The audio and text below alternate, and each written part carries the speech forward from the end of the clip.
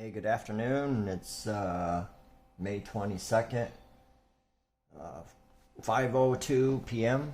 It's a beautiful sunny day after the severe storms and severe weather moved through Ohio yesterday.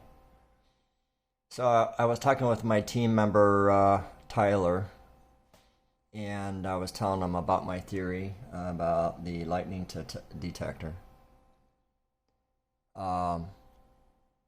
And I have not tried the radio transmission thing to see if I could set off the lightning detector. While I was on the phone with him, I said, you know what, let me try that. Because in my last video, I said, well, we'll wait to see. It's a beautiful sunny day, so obviously there's no lightning anywhere around here. And let's see if it sets it off. So this is an FRS radio, Midland. Very nice set of rigs here, or handy talkies, or HTs as we call them in ham radio. This is an HT actually. This is a ham radio, handy talkie, UHF, VHF. There's many. I have many different models that do many different modes, digital, analog. I have one that does in the gigahertz. These Access amateur radio repeaters. And simplex, which is just radio to radio. But if you're a ham, you understand that. If not, I won't get into that. I do encourage you to get your amateur radio license, though, because if the grid ever goes down, you're going to lose communications. So the only thing you're going to have is radio to talk to each other locally, or an HF radio to talk worldwide. If you're set up correctly and you have the proper amateur license to do so. They go from tech to amateur extra, which gives you band plan to transmit on, and if you don't have that class of license, you can't transmit in that band or frequencies. Anyway, and get you a shortwave radio. Get you a shortwave radio for sure. Okay, so let's try to see if I can set this off with my theory to my previous video. And it's a beautiful sunny day today. So I'm going to turn on the detector here.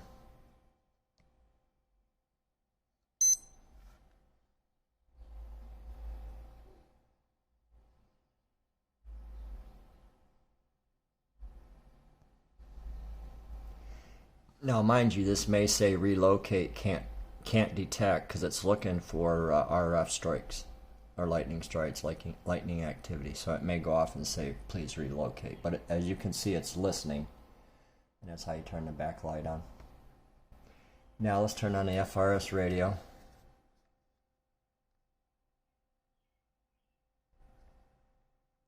Channel 1. And I'll turn on my ham radio, which I can transmit frequency mode out of band on this. So it is legally allowed to transmit. And channel 1 of an FRS radio is, oops, this camera just does not like to focus. 462.562 megahertz, which is UHF. The top frequency, 136.025, is VHF. So there's 2 meter and 440 in ham radio and VHF and UHF frequencies, etc., etc., etc. But anyway, let's see what happens. Now I got this. I think I got this on low power, so it might be 2 watts. And I think we have the FRS on low power. So let's see what happens if I transmit on the FRS. I don't want to blow out the receiver here, so let's see something here. Radio check, 1 2. 1 2, radio check.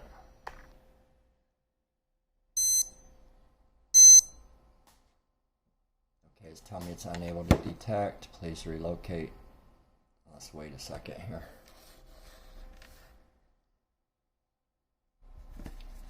Now let me put the radio near the device.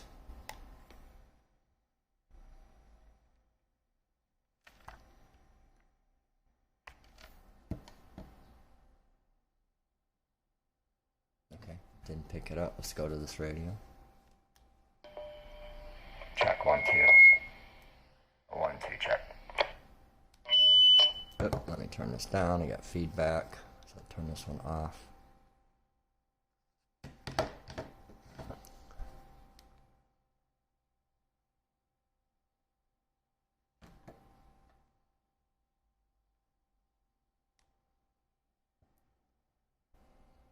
Okay, so it's not setting it off, which may be good and bad, because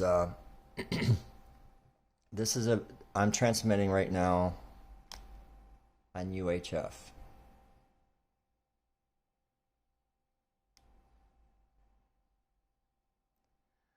Transmit.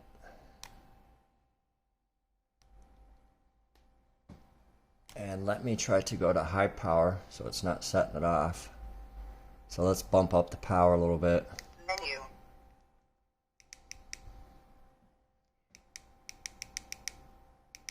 Let me find my power setting.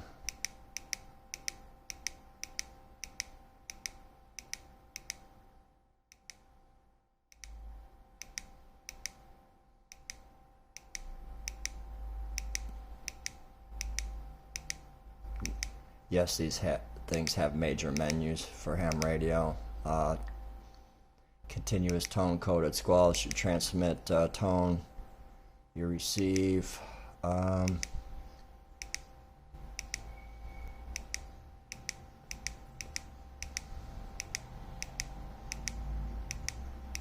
Just bear with me here.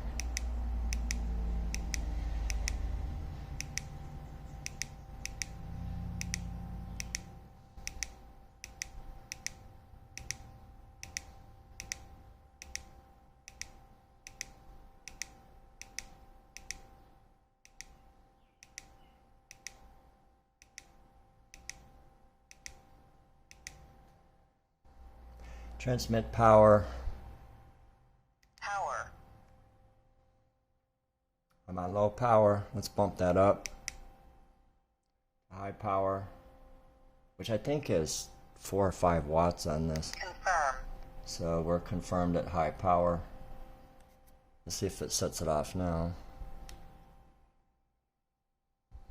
Transmitting.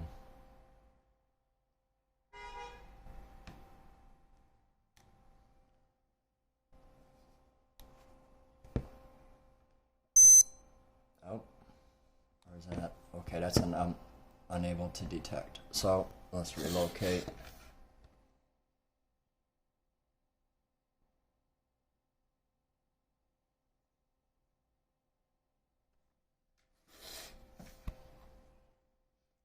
Let me put it up in the air for a second here. Okay, there we go. It's kind of like a recalibration thing. So high power is not setting this off either.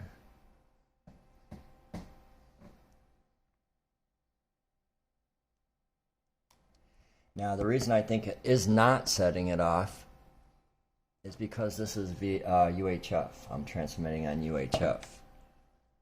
So it's not listening on UHF. It's listening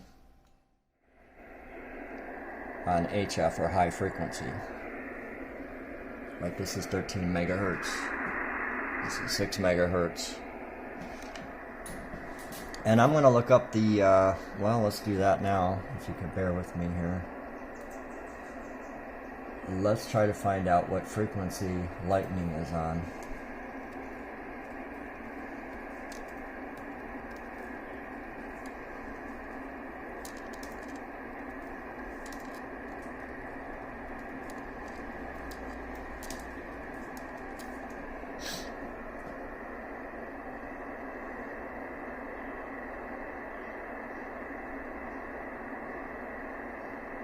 Okay, as you can see here, lightning is known to emit significant electromagnetic energy. Does that sound familiar for us ghost hunters? In the radio frequency range from below 1 hertz to near 300 megahertz, with a peak in the frequency spectrum near 5 to 10 kilohertz for lightning at distances beyond 50 kilometers or so. So let's check the wavelength thing here. By analyzing a narrow wavelength band around 777 nanometers, which is the near infrared region of the spectrum, they can spot brief lightning flashes even under daytime conditions. So there's a thing called bolt from the blue. An actual lightning strike can strike in your location from 50 miles or more away. What frequency is thunder? The longer the lightning channels, the longer the sound of the thunder. Humans hear frequencies of thunder between 20 and 120 hertz. However, there is a small amount, less than 10%, that is inaudible to the human produced from lightning, called infrasonic. So, and if you go, you can really research this. Like I say, everything is a frequency. You could go to the Science of Thunder from the National Lightning Safety Institute, or NLSI, lightningsafety.com. We'll get you here, and then go through the menu and you'll find this. Okay, and as you see, it's current date. But what I'm trying to reference here, even though it didn't set this off, heads up please. Oh, it detected a lightning strike. Now why it did that, I don't know. I haven't checked the radar. I don't think anything's around me, but this can go up to 20 to 25 miles. However, it does really not give false readings at all. This device is very reliable for lightning strikes. Storm chasers use this. Golfers, out in the field holding a metal club in the middle of nowhere so they don't get hit. They usually have this on their pocket, or their caddy has one on a golf bag. And obviously, if you're in an open field, you want to get on your knees during a lightning storm, because if you can't get the cover, and get down on your knees and stick your ass in the air and cover your head. Seriously. That's what you have to do. Don't believe lightning strikes the tallest object. It's the quickest way to ground is what it looks for. I've seen it strike blades of grass with somebody standing next to it. But anyway, that's another topic. That's kind of ham radio, but it fuses with what we do. Okay, so I'm able to locate. Let me kind of calibrate.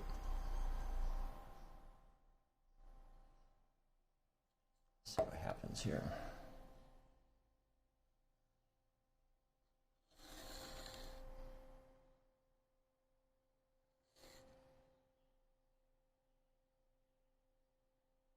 Okay, it detected one strike. There's nothing transmitting in here at all, except what I did earlier. So, as I read to you, the frequency spectrum of lightning is very, very wide, very broad.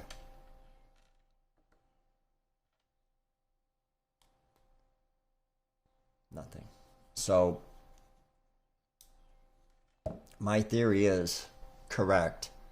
I still say this thing will detect energy as long as there's nothing around within 25, let's even give it 50 miles of electrical activity or lightning.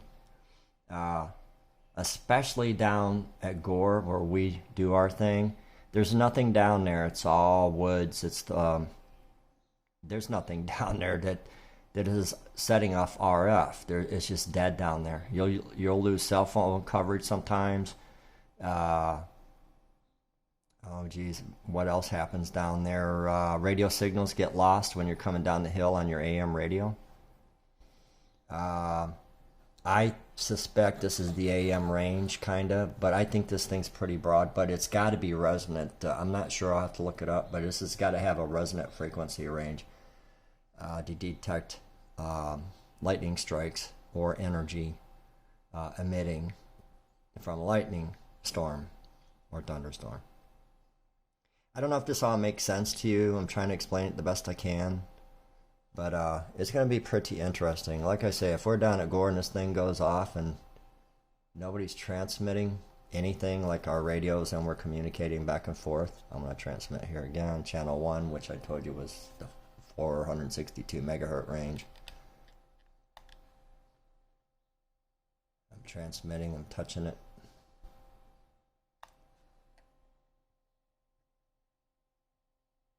And it never set it off. So let's turn this off. Turn it back on.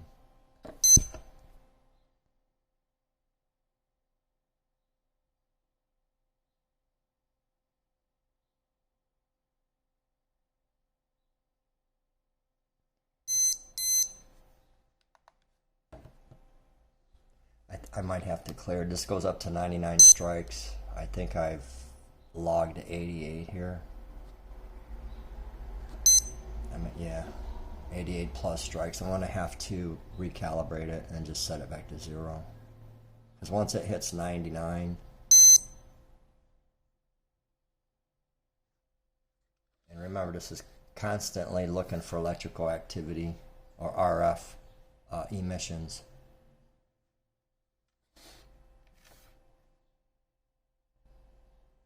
And if it's not finding or on its listening mode, it's telling you, hey, I'm not hearing anything. There we go. Okay, and if you noticed, lightning strike did not show up. I need to clear my strikes in there because it logged 99 strikes. But anyway, as I read to you, I think this thing's going to be very useful. Is it going to go off every second? No.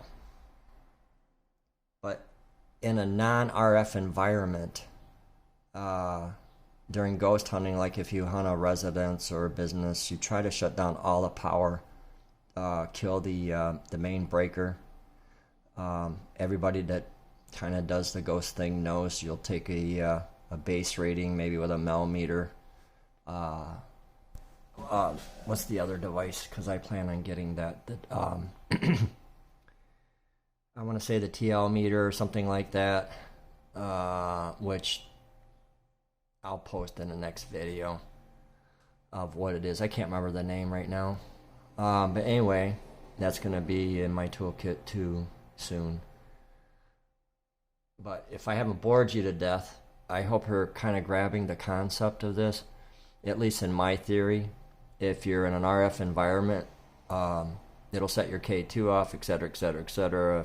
If you're ghost hunting in a residential or business, etc., that has power, it's best, if you can, just to kill all the power. There's nothing running through the electrical lines. It's all dead. And that's usually what you want. You want a clear, non-electrical path, no RF activity, nothing emitting from the house. So you cut the power. It's dead. Just like down in a forest somewhere or down at Gore, there's nothing down there for miles, at least a few miles. You're down in a gully hole. And obviously, hopefully, if you're familiar with the area, you know what I'm talking about. And again, you'll lose cell phone coverage from time to time. It just disappears. You come down Gore from the road into the Gore or the valley, and if you have your AM radio playing, it just disappears. It swallows it up. It's an RF hole. But anyway, this is kind of going into the ham talk, but it's all the same thing is what I'm trying to point out. These devices that we use are RF transmitters or receivers. Let me put my phone right on this thing. As I demonstrated before, it'll set a K2 off. Okay, that was not my phone. It's saying relocate.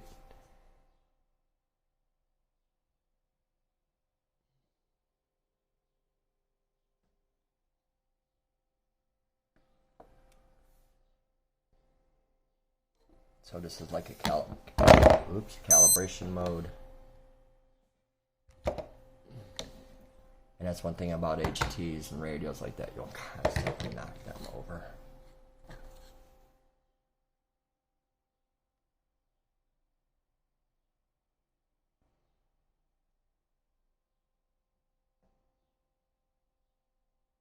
And you know, I'm kind of wondering if that radio is putting in that cannot detect mode too. But anyway, I want to find out the frequency this listens on. Does it say?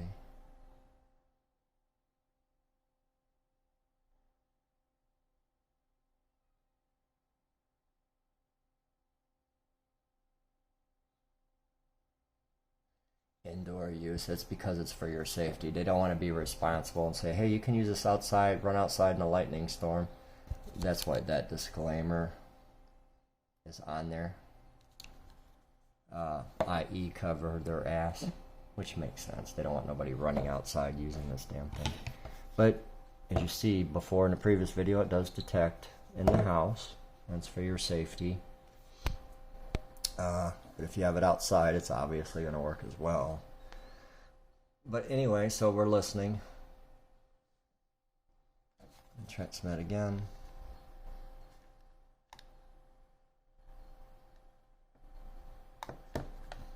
Nothing. Okay, so everything is a frequency. Everything is resonant on certain frequencies. We can't transmit on our ham radio antennas, not unless it's resonant. Because if it's a standing wave ratio of more than 2.0, your signal's not going down the transmission line out to your antenna. It's going out and coming right back to your radio. It's not emitting off the wire or the aluminum antenna you have in the air. So it's going to destroy your radio. You'll fry your radio. So you have to have what's resonance at 50 ohm, because we use 50 ohm feed line. Now, if you don't have 50 ohm feed line, you'll use an antenna tuner, which actually lies to the radio and tells the radio that the feed line antenna is resonant at 2.0 or less. I mean, you can transmit on 3.0 standing wave ratio. I advise you not to. But if you have a 50 ohm resonant antenna, you don't even use an antenna tuner. And I do have a resonant terminated folded dipole. It's resonant from anything from 4 megahertz all the way to 30 megs. I don't even have to use an antenna. It's a flat match of 1.0 or 0.0 standing wave ratio. But anyway, again, all this coincides together in theory. It's all the same thing. Just like a camera sees in a certain spectrum, your full spectrum camera sees the whole spectrum, the visual spectrum, when it's modified. And I know all you ghost hunters and stuff like that know this. It's not like I'm trying to sound smarter than everybody, but this thing is kind of really got my curiosity up. So it's going to be interesting. Will it set off down there? I don't know. But if it does, that'll be pretty interesting. So that's my little demonstration of that. Hope I didn't bore you. Like I say, there is no rules to this ghost hunting or experimenting. There's none at all. It's all trial and error and theory. There's just, I mean, how can you prove it? How can you disprove it? Well, there's debunking, as we know, and we're all pretty good at that. So you're left with the unexplained, scientifically unexplained. So anyway, Tim from NCOP, I hope you enjoyed the video. Happy Sunday to you. I guess I'm going to make some spaghetti and chow down in Radio Shack here. And best to you, don't forget, Ghost Sisters is going live tonight. Check them out, and let's see what they find tonight. Good hunt to you tonight, Ghost Sisters. Good luck. And NCOP is out.